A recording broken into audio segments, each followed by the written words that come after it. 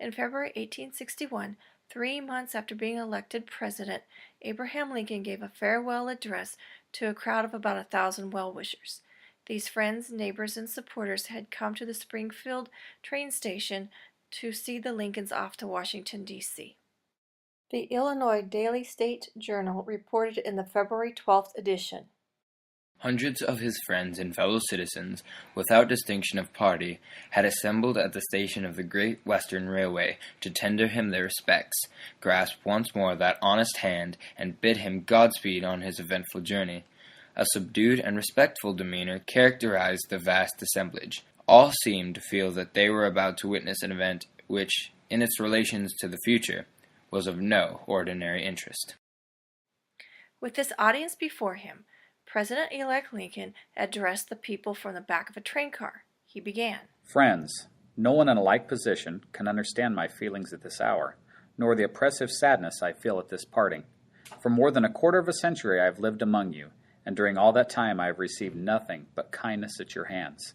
Here I have lived, from my youth until now I am an old man. Here the most sacred ties of earth were assumed. Here all my children were born, and here one of them lies buried.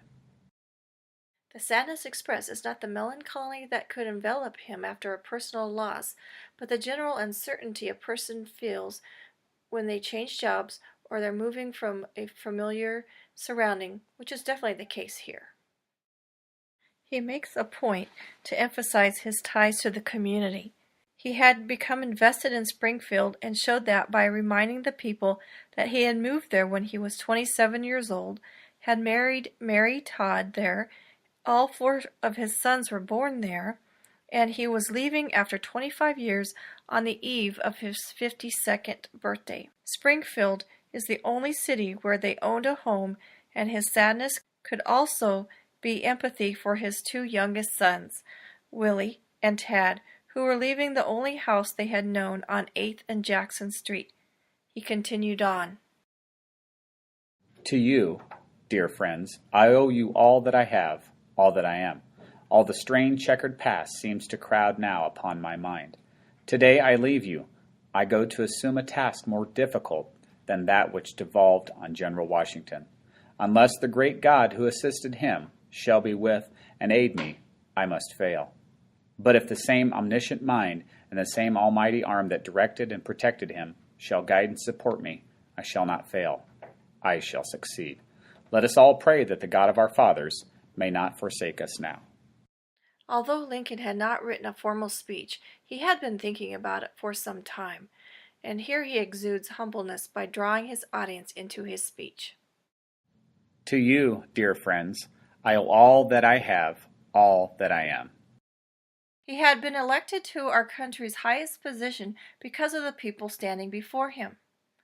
In his next sentence, he continues his feelings of sentimentality when he says, All the strange, checkered past seems to crowd now upon my mind.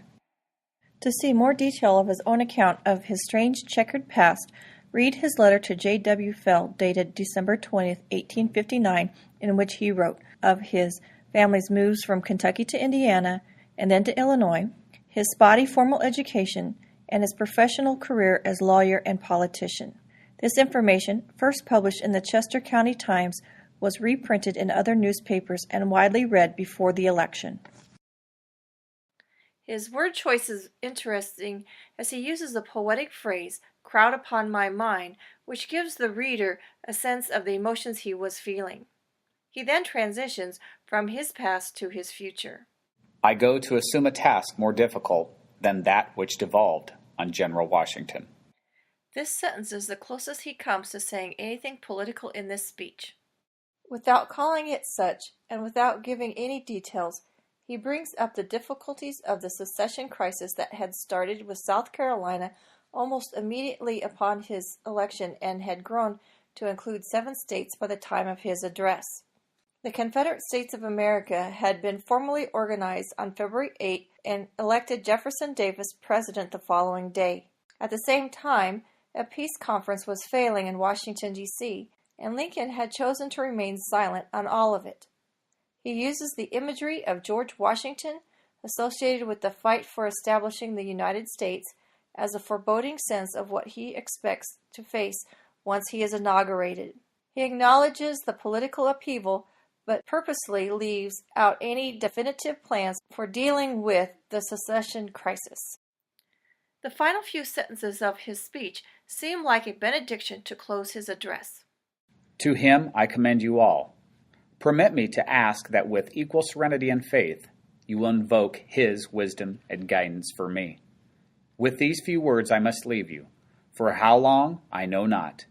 Friends, one and all, I must now bid you an affectionate farewell. This has a tone that is different than the previous sentences. While his earlier statement, the same omniscient mind and the same almighty arm that directed and protected him shall guide and support me, evokes Lincoln's philosophical debate with Providence. Something also to note is that the last two sentences seem like the end of a sermon. We will see some of these thoughts repeated in more addresses along the 12-day train route to Washington, D.C., and culminating in his thoughts in his first inaugural address. These thoughts expressed in his farewell address will be written down and edited until we have a polished version of his speech.